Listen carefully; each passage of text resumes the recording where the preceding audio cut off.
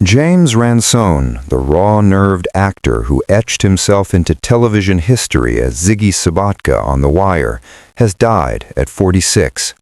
The Los Angeles Medical Examiner confirmed his death as a suicide, a stark and sobering end to a life defined by intensity, on-screen and off.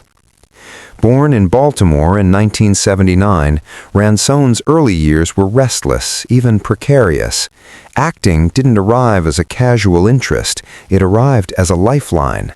He once said that discovering performance in high school didn't just change his path, it rescued him. Art school, he explained, gave him structure, purpose, and a place to pour the chaos. It saved me as a kid, he recalled. And from that refuge, a career slowly began to take shape.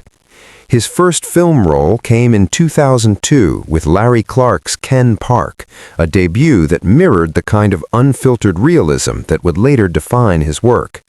A year later, he stepped into the world of The Wire, portraying Jimmy Ziggy Sobotka, the volatile son of union boss Frank Sobotka. Ziggy was reckless, tragic, impossible to ignore, and Ransone made him unforgettable. But while his career gathered momentum, his personal life was unraveling. In his mid-20s, Ransone fell into heavy drinking and heroin use, a spiral that lasted years. Sobriety came in 2007, and with it a moment of clarity that felt almost surreal to him. He later described waking up at 27, 5 years deep into addiction, suddenly aware that acting was not just a job, it was his calling.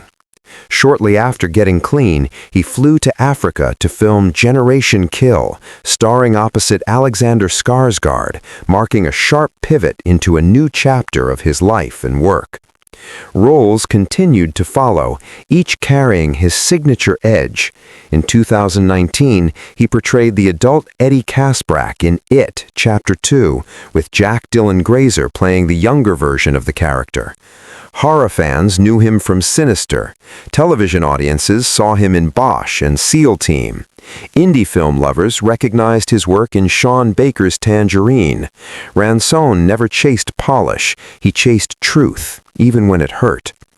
Tributes poured in following his death. Spike Lee honored him on Instagram, writing, "Rest in peace to my dear brother. We rocked together on Red Hook Summer and Inside Man." Actor François Arnault also shared his admiration, calling Ransone a unique talent who continually inspired him. James Ransone is survived by his wife, Jamie McPhee, and their 2 children. He leaves behind a body of work that was messy, fearless, and deeply human, much like the man himself.